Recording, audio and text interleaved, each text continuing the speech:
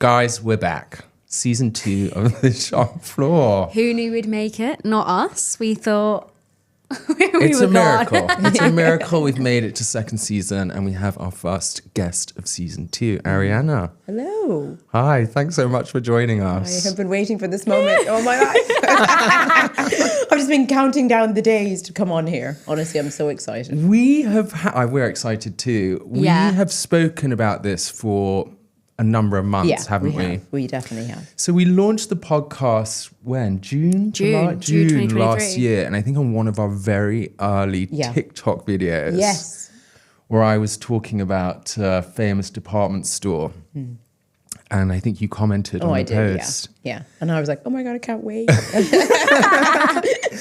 And then from there, we've talked about getting you on the show. Yes. We've been busy. You've been busy. Yeah. But we haven't, it's managed hard. to. It's hard when we're working, you're traveling, things like that. February 2023 and you're here. I know. Thank you so much. 24. God, you're I was just going to say. I was trying to go back in time. I'm just trying to roll back to when I was still 39. It's 2024. So I feel like it takes a few months to get into that 2024 thing. I think I still think, even when I'm writing stuff down, I'm like, no, it's 2024. Yeah, same. Don't worry. When I'm at my retail gig at the moment, we handwrite the receipts. What is that? It's old school. Oh. And I'm still writing 2023. I'd be naughty. I'd write like the wrong date or something, or no refunds. It's no 2 refunds. weeks. Exactly. 2 weeks. It's been a year. Oh, I'm sorry. Time flies. I didn't know. Yeah. So let's start from the beginning. Where are you from? So I'm Irish. Yeah. Raised in the west of Ireland in Galway. Beautiful. Yeah. My goodness. Wow. Yeah. And when did you come to London? In 2016, I was 24. I was very immature. Didn't know anything about a big city. I'm from a little rural town in Ireland where there's like sheep and cows. Yeah. That was my main interaction growing up. So, when I moved to London, there was people of all different colours, different races. And I was very used to just obviously being one of a few black people in my hometown. And was that like a huge relief? You were like... No, do you know what? Funnily enough, it made me very hyper aware of who I was. And it made me hyper aware of the lack of diversity in my own hometown. Yeah. Because I was just used to being that girl and it was just something that wasn't discussed. It was just, that was it. Yeah. So moving to London, I was like, oh, there's people who look like me. Oh, there's people who So did you go to Galway, you said, yeah? Yes. You went to a predominantly white school? Yes. Yeah, I was one of two and the other was my sister. My and that was it. So it was not diverse at all. Like, zilch. There was no other black people. So in a kind of weird way, I suppose coming to London in a sense, I'm not sure if this is the right way of phrasing it, was a big culture shock. Massive, like huge. And I think for me, it's like, I think people would presume that I think my perspective of moving to London is going to be quite surprise people. They think that it would kind of be like I don't know, how do I say it? Like, for me, moving to London was a shock because I saw lots of black people, if that makes sense. Yeah. It wasn't the other way. It was just like, oh, I am now not in any way different color-wise, but I think how I spoke still shocked people. So I still always have that element of you're different. Yeah. So yeah, it was strange. But 8 years down the line now, I feel like I'm a full Londoner. And what did you do when you first came here? Like, how did you get over here and what brought you here? So I decided on a Monday that I was moving to London, and then I moved on the Thursday. That was wicked. My mum was like, okay, I don't really agree with you doing this, but we're just going to go with it. And at the time I was just like, I was confused. I'd left college. I didn't know what I was doing. I was completely out of place. And I was like, I just want to move to London. I want to do fashion. Fashion's always been something that I wanted to do. And I actually worked in a boutique in Chelsea. And that was eye-opening. So that was your first that gig was my first coming to ever, London? Yeah, it was my first ever job. You hadn't set up a job before you came? So what I actually had done is I had applied for the job, hadn't told my mum about it, then said to her, well, Mum, I have an interview on Thursday, basically. So that was the whole, figuring out on Monday. They called me. My mum was like, well, just go. Let's just do it. Went on Thursday, had the interview, got the job, and then moved within, I think it was 2 or 3 weeks. And I was over in London. And where did you move? Where did you first live? So I first moved to Battersea. So that was, I loved there. And I lived there. Gorgeous area. Yeah, so nice. But I mean, the place I was living in first, it was not a vibe. I think it really wasn't cute. I think your first rental in London has to be hideous. Yeah. It's almost like a rite of passage. There was 4 of the people in the flat. And my mum was like, you're not living on your own. You're too young yet, whatever, safety-wise. She's a bit, crazy about that. I was like, fine, whatever. But it was a dump, like, to put it lightly. It was not, my usual, like, I live at home. I live, like, there's a massive field, I feel like that's behind the thing. my house. It was such a shift. It was like, oh, I have, I'm in, a tiny little bedroom. There's about, 4 people in the house. I have to share a kitchen. And it was like then moving from a big house with loads of land and, a different experience to then moving into a flat that just wasn't up to what I was raised in. And then also like working in Chelsea. Yeah. Like that's the funny thing, like in retail, like you're living in normal situation, but if you're working in like these luxe places, exactly, these as we have, and then you across go back the river. And you go back to your like little bed sit at the end of the day and you've been like in this I think we're going back to what if your mum feeling nervous. I think it's so interesting because a lot of the time, we talk about housing in London and jobs in London. And a lot of the comments that we hear, this media narrative about London being this very unsafe place. Yeah. And I actually think it's important that we push back against that. Because it is safe. There are 9 don't million. go to I certain places. actually did some research afterwards, and there are not obviously 9 million people here. Yeah. The top 10 safest city in the world. Yeah.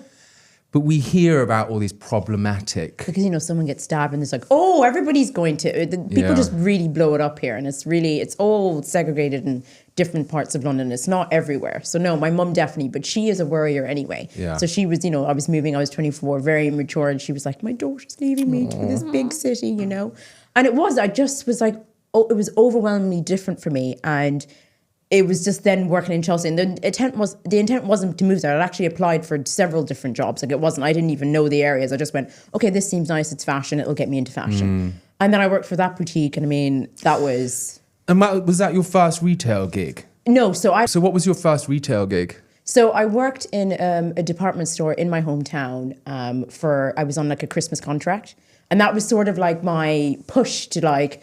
It sort of just got me going, and I was like, I really like fashion, blah, blah, blah, whatever. And then I think that's the thing that started my mind going, well, why don't I move to London? So that was really the catalyst to the whole move. I think that was exactly the same for me. I was working at Harvey Nichols in Leeds. Yeah. I wanted to have a career in fashion. Yeah. And even just, I think, working in a luxury department store. Yeah, it was appealing. Yeah, it's appealing, and it also kind of gives you the impetus, the motivation to think, actually, I could move to London. Yeah. And I think the positives, because often we talk about the negatives of retail, is it does open doors. It does. So you were working in a department store in Ireland, and that's a transferable skill 100%. if you want to move to London. Yeah. And it was, I really enjoyed my time there. I mean, I will tell you a funny story. They put me on, like watches, you have to like take the chains out. Yeah. So they decided that I was going to be that person. It did not. I didn't have a clue. People came back. I think I did about 50 different watches, and I messed up every single one of them. How the hell do they just put you on watches and be like, good luck? They gave me one training and expected me to like master the art of taking chains out of a watch. We're talking about luxury. And I knew I was doing it wrong, but I just kept doing it and didn't say anything. Are we talking about luxury watches? No, they were like Michael Kors. So thank God for that. Imagine a Rolex. Yeah, you just wrecked. I mean? Honestly, it was, and I just remember that. And at the time there, they loved me, and I got on really well with the managers and everything. You could just be like, it was just a manufacturing fault. Yeah. It's got nothing to do with me. Every one of them came back.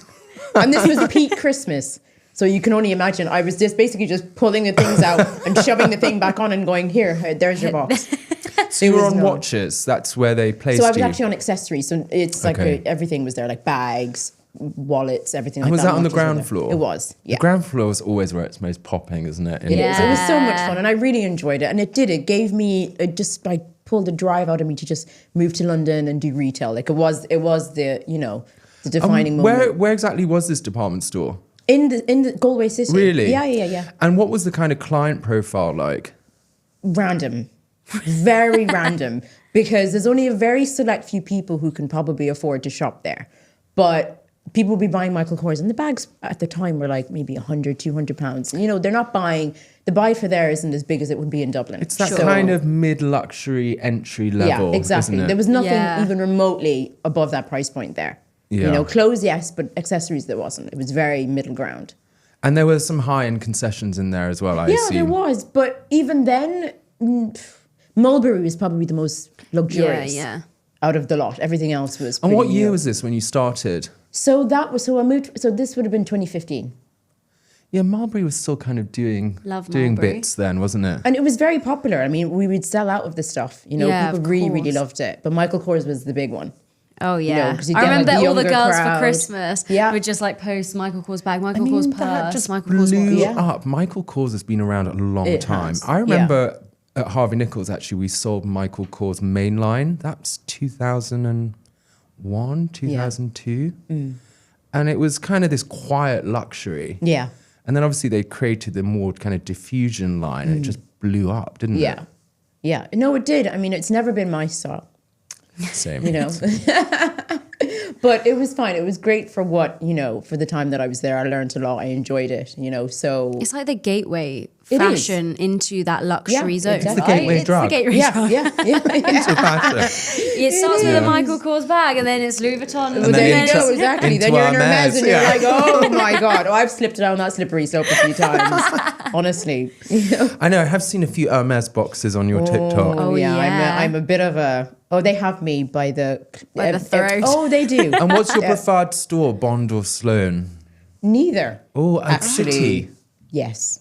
That's my favorite. And is that because it's easier to get hold of product there, or No, is the service is more? The service is amazing. The team is amazing there, and it's less intimidating for me. I find like the bigger stores way more intimidating, and I feel like the service isn't as good, and it's a lot. Like I go into those places and I'm like, I know I can buy something, but I feel like I can't, and I feel like I shouldn't be here. Well, you know, I worked at Hermès on Bond Street, but as a temp. Right. So I was there, I think as a Christmas temp. It was intimidating to work there. Yeah. Oh, I'm sure it was, yeah. There was some nice staff. Yeah. A lot were, because it's, I think, commission-based, extremely territorial. Right. And as a temp going in, it was an intimidating environment. I'm sure, yeah. Overwhelming. And obviously they anticipated that you would kind of clock onto the product knowledge that you needed. Oh, I'm sure it's that you would intense. get it overnight. Yeah. I mean, they put me on scarves, which wasn't the hardest thing in the world. They were like, he needs to be on And the easy I remember stuff. serving Bill Nye at Christmas. My mum's a mega fan, so she was pleased to hear that. I love that. So you got this job in Chelsea. Yeah. Chelsea's another world, isn't it? Yeah. I mean, I really enjoyed it. I thought it was so much fun, you know. I don't think even then I understood, like, obviously, like, the luxe element to it. I just kind of was like, you know, 24, pottering around, like, this is a new city, blah, blah, blah. But I think once the clients started coming in and I started to understand what they liked to buy, and this was like, you know, a consignment store. So it wasn't like a... Okay. You know, so there was loads of different random brands. And that was... I think I might know that store. I think it might be around the corner from where we used to work. You definitely do. Yeah.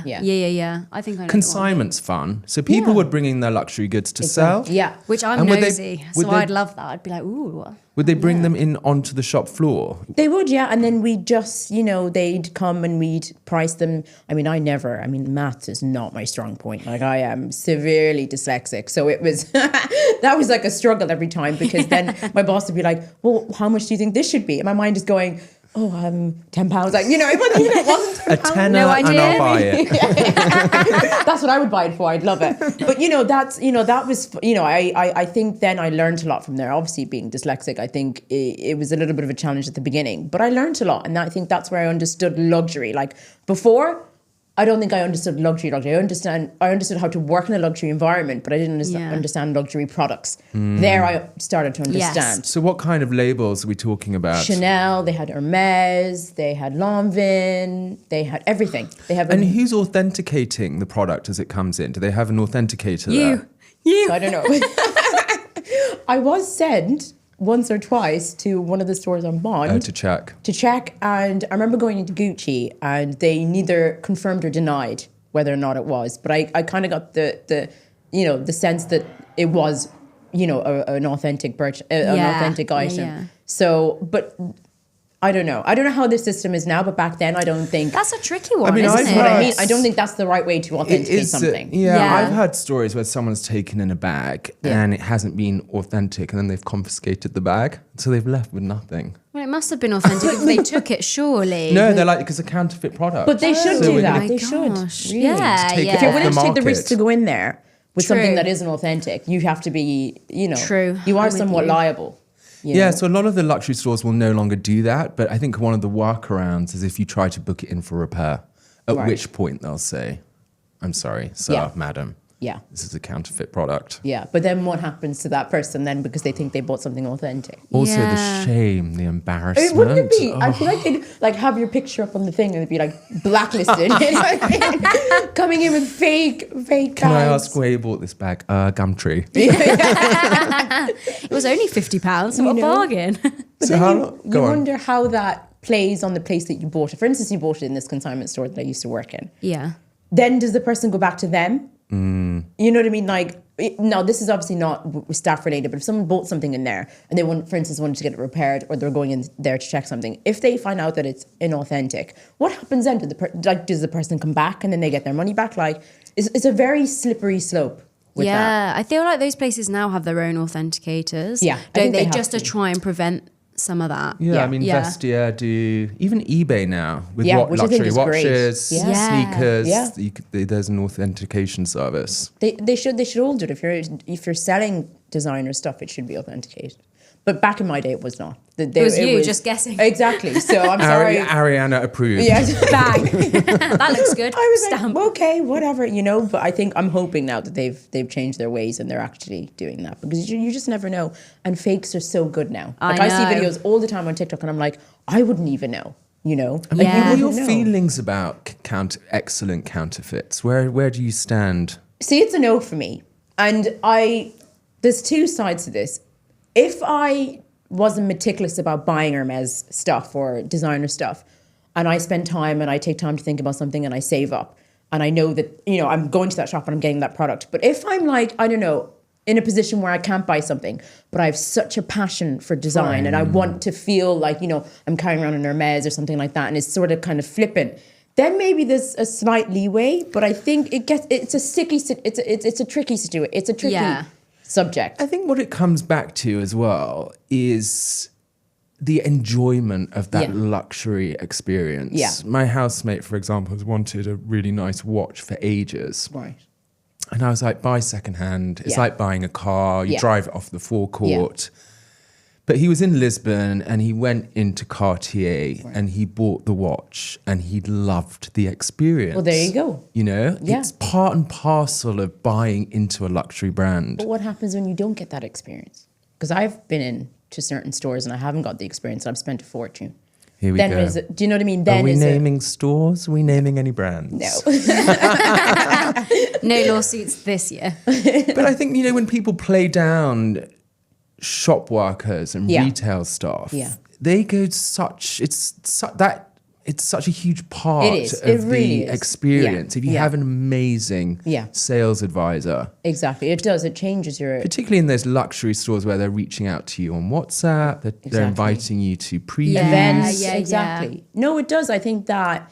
And it's funny that you talk about that because there's someone else that I follow on TikTok and they got invited to an event. And I was so like angry that I didn't get invited to this event. And I'm like, I'm a real client. You know, you could be like, I spent so much money in there. And why don't I get invited to the event? But then I thought, do you know what? Maybe I just don't like. You have to separate yourself from it because you can get a little bit obsessed. But also seeing how I was there for such a short time, but seeing how they work the client base. So we would have clients coming in, obviously looking for a Birkin or a Kelly. Yeah. And the conversations in the team meetings were about that they must buy into other categories first, whether that be timepieces, jewelry, homeware. So they're very tactical about it. Yeah. And they'll segment the database in terms of inviting to certain things. Yeah. You're not necessarily going to be invited to everything or allowed to buy every product. Yeah. I know I've spoken in a previous episode. There are always Birkins and Kellys downstairs. Every time I was there, boxes full of them. Don't tell me that. What? And then we'd be told in the morning, no Birkins or Kellys today, guys. Right. Because they're restricting the sale to maintain the want. Yeah. And oh my God, it works. You can really feel that. You know, especially when you're in the store, there is a sense of like, I mean, I don't know if hunger is the correct term, but people will probably do anything to get one, you know. Yeah.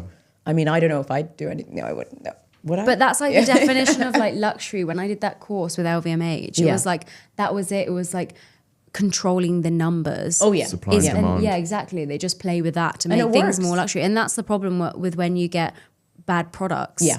Because Hermès is a different example because the craftsmanship's really important, but other brands still use that same model just to bring the price up and bring the value up. But then Chanel quality at the minute, I can't yeah, get they're over trying to it. compete. Yeah, I mean, their quality isn't up to scratch. So I've seen a lot of videos about Chanel, the quality, the stitching has gone downhill. It's not the same, you know? The hardware is no longer gold. Yeah.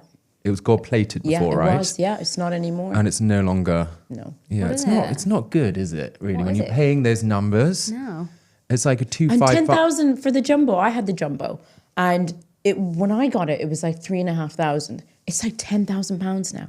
I remember. And it's just like, but also it doesn't have the same resale value. So if you're a person who resells, you know, that's another conversation. But I wouldn't spend that 10,000 on that Chanel jumbo flap because it would never resell for that price. Yeah, 100%. Really? It just wouldn't. Really? I haven't seen it. So it will depreciate in value. It will. I haven't seen anybody buy Chanel. I'm just talking about the Chanel jumbo because I was looking stuff up. I haven't seen anybody sell it for £10,000. I've not seen it. Yeah, that makes sense. Maybe 5, 6 with a stretch. And do you think it's social media that's kind of fueling so much demand that actually the quality is diminishing because there's so much pressure on production? But I don't think, because they can control that. And it doesn't happen at Hermès. No. I mean, but this is what I mean. That's a prime example.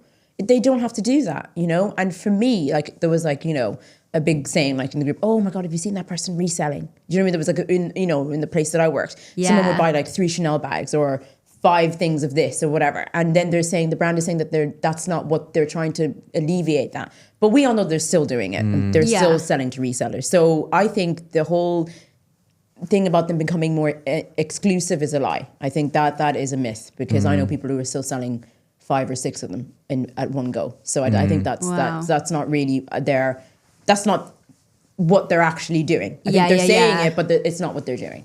So I don't know if they're just trying to.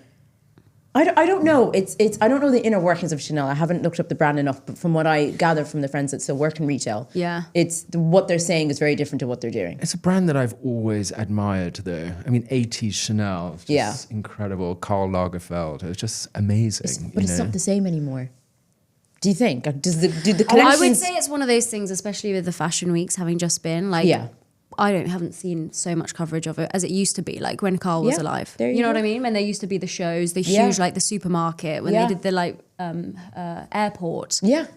You don't see that now. And what's your position on kind of Pharrell being the creative director at Louis Vuitton? What these celebrity job placements? Yeah, I know. I find it just becomes very commercial.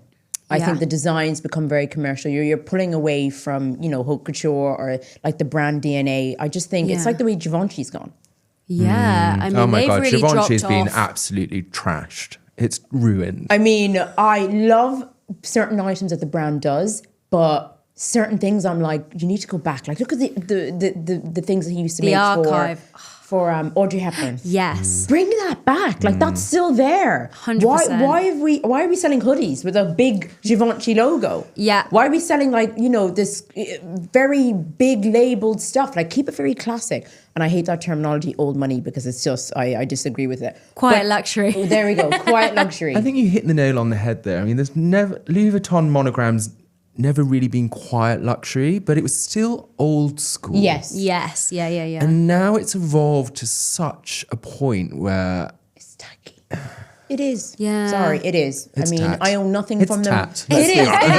It is. I mean, it really is. I mean, there's nothing from that brand that even remotely gets me excited. And I've been in the store, I've looked at stuff, and I'm like, it's just so in your face. It's so in your face, and it's just kind of like, no. And I mean, I love Pharrell. I think he's great, but I just think that it takes away from the brand DNA. That's how I'll say it. I think it's very, very commercial. Yeah. You know? And he's so creative, but I think it's like when you translate that into such an old brand with so much heritage, there you go. That's really hard I mean, to the get the balance. tricky thing that these luxury brands have is that obviously they have to continually bring new clients. And that's a younger client into the brand. But that, I mean, I understand that, but you can't ignore. No. No. You just can't. If you look back, I mean, I'm sure they've got a book of like when they first started to now, vastly different. You lose the whole essence of a brand if you do that. Like, I feel like Dior is one of the brands that's kept its DNA. Oh, yeah. Like, regardless of anything. They've done some peculiar prints over the time. That time, I think 2 years ago, they did all that leopard print. I was horrified. I was like, really? I was like, who signed that off? They should be fired. The leopard print shopper. It was too much. It was horrendous. But their windows are exceptional. Amazing. You know, like the Harrods takeover they did 2 Christmases ago. Yeah. It's luxurious. Yeah, it is. Isn't it is. And it's tailoring. That's the whole, to me, every brand, especially brands of that label, tailoring is massive. So if you're taking tailoring out of your whole brand image, what's the point? You might as well be selling it on Oxford Street beside, I don't know, JC Sports or whatever it's called, or Sports Direct. Yeah. Do you know what I mean? To me, it's just, you lose all of that specialness. So obviously you were in Chelsea. How long did you work at this store? For about 6 months, and then I got fired. Yeah. Love a firing Why? Because you story. valued a Chanel bag at £10. £10. Then bought it. Take it to the market. It's not worth it. It actually wasn't that. There was another girl working. I don't know what it was about me, or maybe it was like, I don't know, maybe there was an element there, but she was horrible. What? And it got to a point where things got a little bit heated. And at that time, I was still quite timid. Like, I don't think I had my confidence. So I wasn't, I wasn't as... I didn't talk back as much. Yeah. And she just, I don't know, just decided on the day that I started that she was going to go for me. And it was little things like, they'd do like staff nights. And she's at the same level as you? Or same level. Okay. Oh, yeah. They'd have staff nights. I wouldn't be invited. Even though I'd moved to a new city, I had no friends. What? 0 friends. That's shocking. Oh, yeah. That's bad. Oh, yeah. And it just got to a point where she would talk to me a certain way on the shop floor. And the manager was like, I can't have both of you and I can't fire her because she's been here for so long. So I got the boot. Yeah. So that was my first experience of that sort of behavior in retail. So let's not rein in the bully. Yeah. Let's fire the person being bullied on the shop floor. Even though I was making the place a whole lot of money. I had a client come in, she spent about £10,000. Oh my gosh. And they'd never had that. That says it all, really, doesn't it? I can sell a pen if you need me to. Oh, Oh my God, yeah. I mean, I really can. So it was, I don't know whose executive decision that was, but I got the boot. Yeah. God, what did you do in that instance? I'd be like, were you gracious about it? Oh, I was. There was no, oh my God, yeah, I didn't even challenge it. I was like, okay, that's fine. Thank you very much. You didn't take a penknife and slash all the banks. No. Not that the thought didn't cross my mind. I was like, oh my God. No, but I did. Then what I did was I applied for this particular department store. Yeah. And then I started working in the other place. I think there's a huge pull when you work in retail in London to move into a department store. Yeah. They're fun, they have energy. Exactly. You meet loads of different people. It's a bigger crowd, different clientele. And it was... And what was the interview process like? Let me think. It was so long ago. Who even interviewed me? I think I did actually... At the time you did it online, you did like a whole questionnaire. Oh my goodness. Then you printed out a form and you filled out certain things. Then you went to your interview and it was a group interview. Oh, the worst. Oh my God, I can't even imagine. I actually really enjoyed that interview. Did you? Because I had studied stuff and I knew my information and I was passionate about certain brands. And I went in there and they asked questions about brands and I knew it. And I was like, I was firing out the questions. And had you applied for a particular department? Yes, I did. I applied for accessories. Yeah. Okay. Because I was Makes I'd already sense. worked in accessories. I worked in that other store in Ireland. So it just made sense. But actually, it was so funny. I looked back at that form that I'd written because one of the questions was, where do you see your career going in this particular department store? Nowhere. I know. I mean, it didn't go anywhere. And I'd written that I wanted to move to women's wear. That was always my intent, but I loved accessories, blah, blah, blah. But my intention was to progress and move to another floor. And I actually ended up doing that, but that's further down the line. So you were employed by the department store directly? You weren't a concession? No, not at all, no. And you're on the ground floor in a very busy... It wasn't even the ground floor, it was the lower ground floor. Oh my God. It was freezing. No. It was dusty. Isn't that like, what was down there then? It was like they had luggage. What else did they have down there? They had jewellery. They had a restaurant. They had homeware. Loads of other brands. So a real like that. mix. Oh yeah, totally random. And then they had technology as well on the other side. Yeah. Yeah, it was it was interesting because there was only 4 tables of accessory stuff, but they were big tables. But it wasn't like a massive area. And they had like Rebecca Minkoff, those sort of brands. So it was very like middle ground. They'd Marc Jacobs. What else? You were at home. Yeah, I was. You were like, yes. I loved it. My jacket is Marc Jacobs. Yeah. I love Marc Jacobs. I mean, I really liked his stuff. I mean, it's kind of wild what's happened to Marc Jacobs. I know he's on the up really again now. Yeah. I think the shoes, his boots that he's recently done as... The platforms. Oh, yeah. But it's owned by LVMH, or part owned. I mean, he had the store on Mount Street. Yeah, he did. He had Marc Jacobs across the road. Yeah. And then it just all kind of died. But it had like a whole. And now there's a resurgence. They're kind of really leaning into that 90s aesthetic. With Heaven. But I think Michael Kors kind of went the same way. They just, if you're making the same repeated stuff in different colors, people get bored. And especially if you're doing stuff within that price point, the clientele is very different to a clientele who's going to spend $1,000 and up. Yeah. It's fast fashion, really, but just a bit more expensive. But also, it's like we said, they're trying to hit the younger markets, and they're watching the trends, like the Y2K, all of that stuff. But it's risky. It's a very risky move. For sure, because it's hard to make that look expensive when people are doing it cheap when they're young. Yeah. But like, definitely. if you can hit that. Easily copied, you know, what is that? Like, I am a tote bag, that kind of. Yeah. I mean, that can be, But also, I suppose there are some brands are leaning into that counterfeit thing, aren't they? Like Gucci did and played on that. Yeah. I mean, Gucci's another. No, it's not for me. I think Gucci's probably at the bottom of my... It's really not for me. It's really gone off the map. They did all the 70s random. stuff. It's very random. Like they're like ready to wear stuff, and then they do like obviously the more premium stuff with like the sequins, the feathers and everything, and that stuff is like 10,000. There's having their monogram stuff, and it's like around the 500 mark, and you're like, but what is Gucci? Yeah, like sports collabs. Yeah, I also just find Adidas. The shop fits overwhelming. There's concession too much going at on. one of the department stores. I'm like, you can't even see the product. It is. You get a headache. Yeah, and the product's nuts. Yeah, the shop fits so nuts. Heavily printed. The big jackets, it's color. like stepping into Willy Wonka. Yeah, it's so accurate. It really is. You don't know where to look. Yeah, like, and it's stop trying so hard. Yeah. So what was the kind of customer profile? What was the management structure? How was it?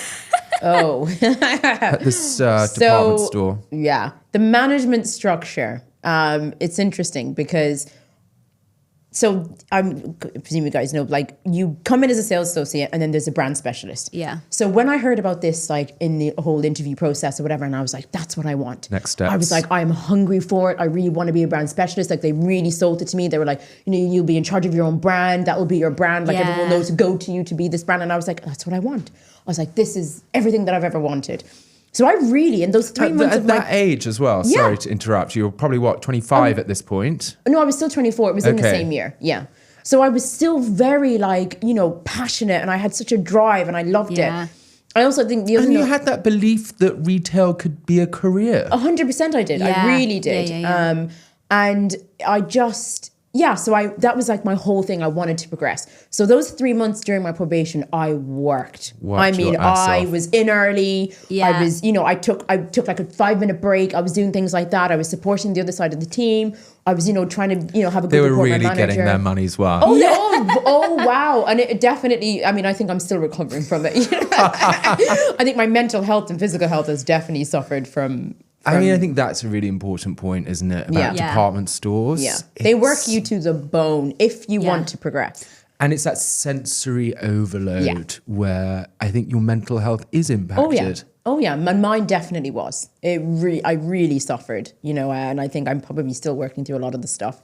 But I think, aren't we all? I really am though. I really am.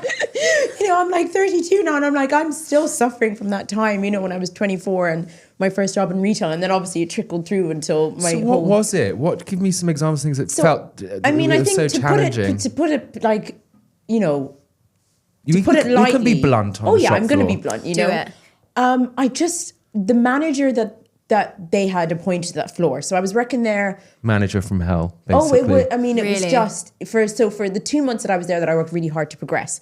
And actually one of the directors, the main director there, she's moved to a different position, noticed me because I would come in like dressed to the nines. Like I'd have a little kitten heel on. I'd always be in something really, really fashionable. Like it was always just something that's always come easy to me. So I was noticed every time they do their walks on a Tuesday. she'd always point out, oh my gosh, she's I mean, very you well are dressed. the epitome of polish. Yeah, elegant. Ariana's TikTok and Instagram, I mean, it's elegance personified. Thank you. So this person noticed that you were like on the ball. Oh, 100%, like really passionate, showed up for work. I mean, my hair back then was like, I had big curls, you know, it was just, you did not notice me. Yeah. You know, and I love that. I love that aspect of fashion. And I think that this particular manager, I don't know, saw that in me and really broke it down. I mean, it was. If they want to as well, they will. Oh, they did. Yeah. Like usually, from the beginning of me being there to probably the end of me leaving, and then I ended up coming back. You were a threat. Oh, I was coming in and I was wearing like hoodies and jumpers and leggings. Isn't that horrendous? And my wig was like crazy. Like it went from bouncy curls to sad. Oh, it was. I was miserable. Like I was honestly, and she just went for me. Just went for me. Targeted you. Oh yeah, any opportunity, she went for me. And I actually was quite unwell for a part of that time. I think that was probably, you know, somewhat part of it. And then I was off work for about a month and I came back. And she just ranked up the behaviors. It was just like, send me into meetings. Saying, tracking my progression, watching my time. It's when they start performance managing you for no reason. And then you know that they're after you. Oh yeah, and I knew that before. And what the most ironic thing about it is anytime I'd wear something, and I was a big Topshop girl, because it was what I could afford at the time. You know, Topshop was like my thing. So I'd go, there was Topshop on the third floor. I'd go there, I'd spend probably all my wages on my Topshop, and I'd be like, Mom, I have no money left, send me money. There's a really nice bag in Topshop, and I was like, oh. You know what I mean? And she would buy everything I would buy. Okay, this is weird. And that's how it started. It was buying everything that I would buy, and then that sort of obsession then went to just bullying me. Insecurity. And it was. And I remember thinking back and I was like, I didn't notice. I thought it was her trying to build a rapport with me. So she saw something in you that she admired, but was so jealous that she thought, I'll break this person down. Oh, and she did. And also she was in a position to do that. It wasn't like you were just working on the same level. And I think also that when you work in retail and something like that's going on, there is no escape. No, there isn't. You can't pull back and think, I'm going to take half a day to myself. You're on that shop floor. Exactly. There's no one and you're to just breathe. having to deal with it. Yeah. So then what, really conspired is I would just cry. And I was miserable. And I just spiraled. Like it took me 10 months to recover from that, to get to a point where I was okay. And it was pretty bad. Like 10 months you were working there? So no, there was the 10 months after I left. So I actually ended up leaving because I was coming in late because I wasn't sleeping. My insomnia was through the roof. My doctor had actually prescribed me antidepressants. I'm open about antidepressants. And it was, and me being a very, like now, super jolly, very warm, happy, I was not that person. I mean, I said this, didn't I, in a previous episode? You know, I was working at a department store. People would come in, start full of energy, happy to be working there, proud to be working there. And within 6 months, I said the marriage had collapsed. They were on just so intense. Yeah, it is. And there's a lack of kind of pastoral care or support. Yeah. You're just a number, aren't you? You're literally a number. And it was, and I think I'd gotten promoted to the next position. But if she had been there 2 months prior, I probably wouldn't have gotten promoted because it was actually one of the directors who had said it to the main manager on that floor who'd noticed me and said, you need to put her up for it. And that's what was really and I think that was fed back to that person and it must have eaten her up. I don't know what it was. I don't know what was internally going on with her, but I was I think the issue that can be in retail as well, and I have a friend who's said the same, is as soon as you've got someone who doesn't like you, they can be the barrier to you progressing. Oh, and it was. If you can get the eyes, luckily you had the eyes on you from other people in the company, but like if you're in a company where head office is far away, you're just in your local branch, whatever, you can't then progress because they're not going to give you a reference, right? If they choose not for you not to do well on a personal level, you won't. You could work as hard as you like. You're not going up. No, you're not. That's on them. They're like, no. They won't hear about you in head office. Don't worry. Like, they will make that happen. And then I think, it was that. And in the midst of that, I'd bought my friend a scarf. Like, it was like a £20 scarf in the sale. Oh, straight up to the office, investigated. What? Oh, yeah. Oh, why? What?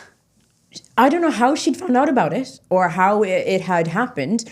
But yeah, I got investigated and then I got my discount taken off me. I got final warning for a £20 scarf. I think this is the thing. Do you agree that there's a culture in department stores where there's this pervasive feeling that you are guilty until proven innocent. You're purchasing something, you're walking on eggshells. 100% you are. Oh, yeah. You talk to someone on the shop floor, you're walking on eggshells. Oh, yeah.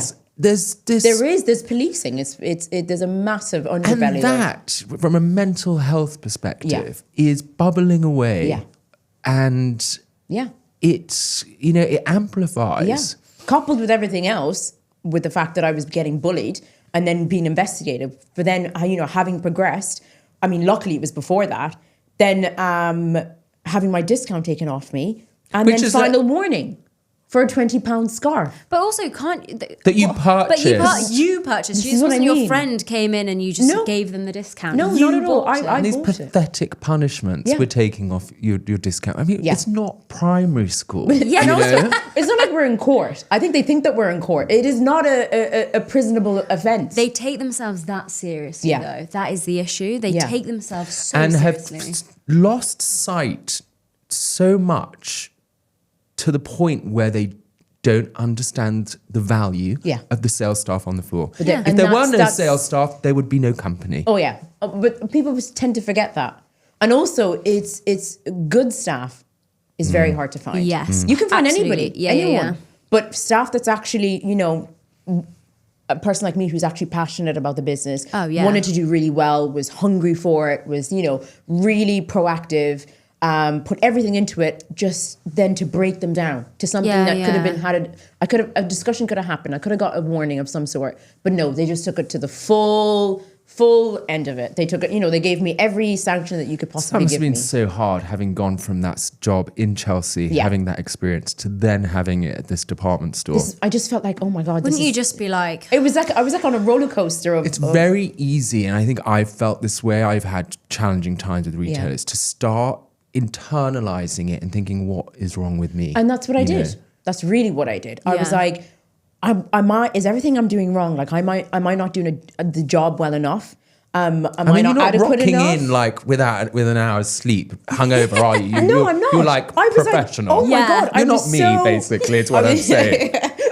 That's what I turned into. Do you know what I mean? I really did. But it is, though. I really gave every ounce, and I was young and I was hungry, and it was a new city, and I wanted to do the best that I wanted to do in there. Yeah. And for the fact that my whole journey with it, and all I wanted to do was be a brand specialist. Like, I wasn't even thinking about higher than that. It's the fact that I wanted to get to that point, which I did, and then for it to just all crumble. It felt like no wonder there's a struggle now to find talent in retail.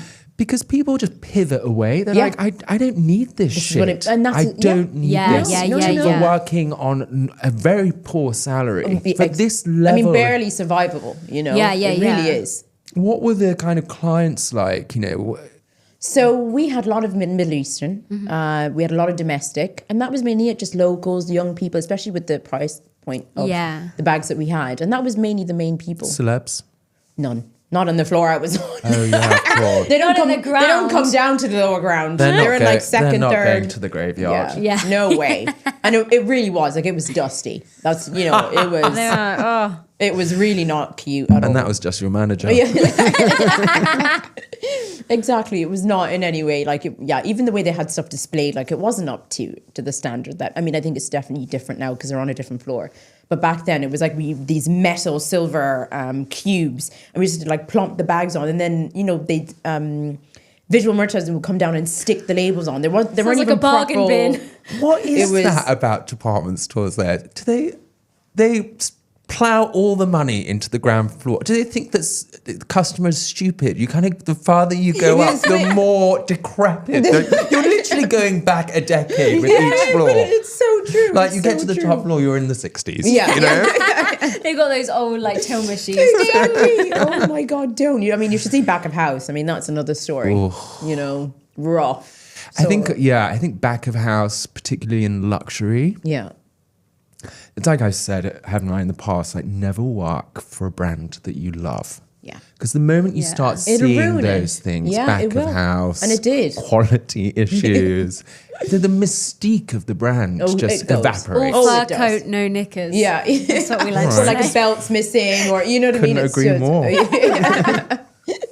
And what happened? So you left there. Yes, you I finally had enough. Yeah, you decided I was to like, put your that's it. mental health first. I did, but I mean, I did. I really did. I worked hard that year, for those 10 months that I was in the other I think department we may store. have worked at the same department store. I was working for concession.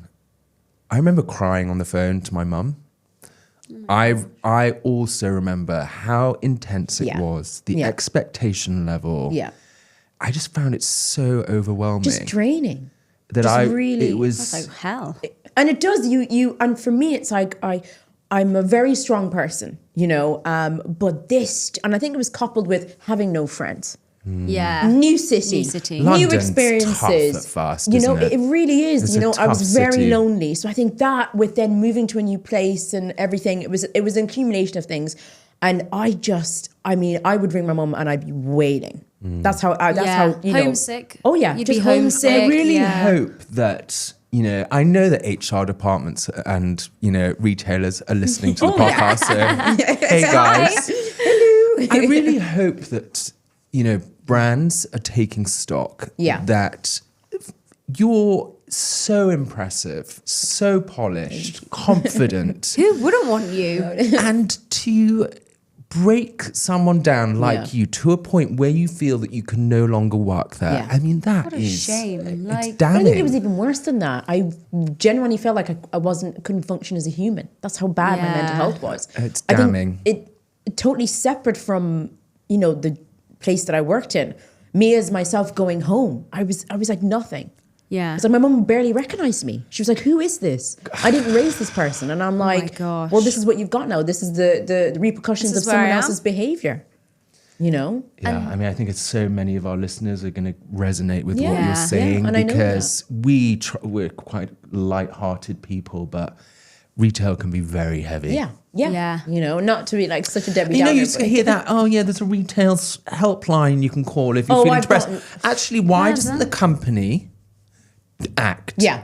You know, exactly. It's Do what you're their supposed to be- responsibility Yeah. to 100%. manage and mitigate Yeah. their staff's mental health Totally. when what's causing the poor mental health is the employer. There you go. And it is. It's like they're somewhat thinking they're alleviating the situation or they're getting rid of it. An They're not getting external rid of helpline. it. That's why I'm here today. Right? They're just avoiding it. Do you know what I mean? So it is. You just it's prolonging an issue that's I think never going you to be. speaking so candidly is really important. I know that it'll resonate with someone. I know that's very 100%. important, and I know there'll be someone out there who's probably the same age as me, who's just as passionate about fashion and retail. And I think that's the beauty of the Shop Floor podcast as it's grown and it's become a community. Yes. Where people in the comments, Yeah. talk about their Yeah. experiences, and this is so important. And speaking up is so important because I wish I'd done that several years ago. I wish I had At done 24, that. it's really hard. That's Yeah. how old I am now. And Yeah. it can be really hard to assert yourself or even know your own boundaries. And that's the boundaries is a huge thing. I had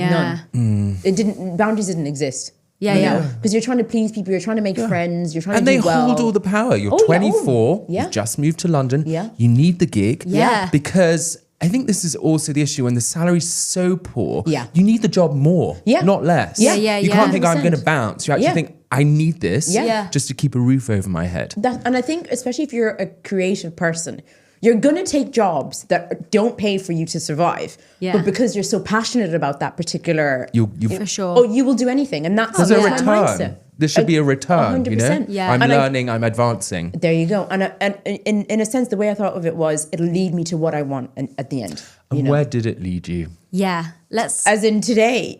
I mean, so you left there. So not working in retail is where it led me. As So most you people. know what I mean? I've gone completely the other way, But And was that your last retail gig then? no. So then I went for 10 months. I worked in another department store, which actually treated me very well. Vastly different. Amazing. I had no real issues there other than the fact that I was bored stiff. Yeah. And I had to wear uniform, which I didn't like because I'm very much about expressing you wanted myself to- with my clothes. So I couldn't do that. So And I those- think the clients prefer that too. Yeah. Yeah. No one wants this cookie cutter sales No. assistant. It's weird. And I also think you want someone who has an idea about fashion. Yeah, of course. That's my way of thinking anyway. Yeah. you know? You want as to a- look at someone and think, wow, they look amazing. I want to be Yeah, like There you that. go. I'll They have- buy into this brand. Yeah. There you go. Because they're buying into 100%. you. That's, yeah.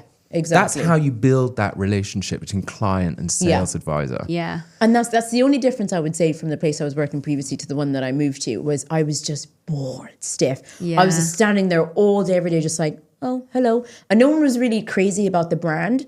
So it was just kind of like, I just got bored. But you know what? It was exactly what I needed to heal for those 10 months. Yeah. I was in therapy. You know, I spent a lot of time. I went home as much as I could. I just got myself back to where I needed to be, and it did wonders for me. And they treated me so well. I had no real big complaints. I mean, there was still that sort of bitchy element on the shop floor. Managers were still talking and stuff like that.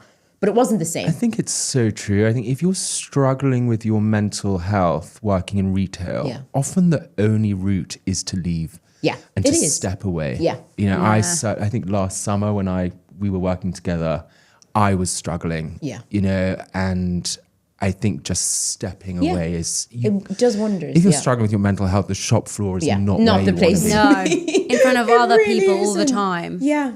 No, it really isn't. Yeah. So fast forward, you're no longer in retail. Yeah, I'm no longer in retail. I've actually gone back to university. Amazing. Which is amazing. So I'm doing sociology. Love that. I graduated in sociology. Oh my God. And I went back to uni. Yeah. There you go. At Yeah, so 35. maybe that's the thing. Yeah. Wow, I didn't know this. Yeah, I've just kind of kept it, but I feel like, whatever. And I'm really interested in like politics. I love. Same. God, I love an argument. Any excuse to argue. And I feel like politics is the perfect argument, So I won't ask you who you're going to be voting for at the next general election. Do you know what? I'm going to be honest. I don't know. Interesting. The current prime minister is not up it's to an this. absolute. It is. What a It is. shit That's an show. embarrassment. But also the other side haven't punched through with what they can offer. No, and I don't really agree with their ethics. What's the offering? I hope someone else disappears. Yeah. I mean, I don't think there will be anybody else. Yeah, we need some mythical So what person. you're studying? You're doing a degree? Yes, I'm doing my degree. And So what year are you in? So I'm in my second year. Yeah. And So I actually never managed to complete it after I did my leaving cert, which I think is A levels here. Yeah. Obviously, I'm dyslexic. It was not. Me too. I needed, I know the struggle. It was, my mum is so academic. So I think coupled with that, I was just like, I need a break. I need to figure out what I want to do. I attempted it for a little while, didn't do well. And I just took some years off, traveled, spent time with my family in the other places that they live in. The right way to do it. Exactly. You come back to it at the right time. And I feel now, I'm like, I know more. I understand more. And you know what you want to get out of it. Exactly. That's what I think that I didn't know 100%. with mine. So you're in second year of your sociology degree. Yeah. And I've heard through the grapevine that a move might be on the cards. Yes. So I'm relocating to LA. Which is so exciting. I'm excited God, yeah. for I'm a you, little but bit also nervous. excited before you came outside. So when the podcast really kicks off, we'll be like, we had to call Ariana when we're in LA. 100%. Beverly Hills I'm waiting for Hotel. that goal. I love it. In the Beverly Hills, I haven't been there yet, but I really want to go. Yeah. No, definitely. I mean, I'm excited. I think it's an amazing city. That's a huge But move. how do you, because for so many How? people, that's their dream, right? Loads of people would love New York, LA, all these places around the world. But how do you make that, how? I mean, why am I moving? Or Like the how and the why. Yeah, the how and the why. So my fiance actually has an American passport. And he worked for an American company. Now he obviously works for, and basically he's wanted to go back there. He was on assignment in London, and he was like, he actually hated it here. He really just did not. Where's he from? He's Canadian. Okay. Yeah. So he just didn't. It just didn't. I don't know. He was here during Resonate. COVID. He felt like it wasn't his home. So we're just basically relocating. Well, he's already relocated, but I'm going to follow him in due course. So exciting. Yeah, I mean, I'm nervous about it because I feel like I have to start again, and obviously my experience of starting again didn't. Just don't go to a department store then. I'm not going near retail.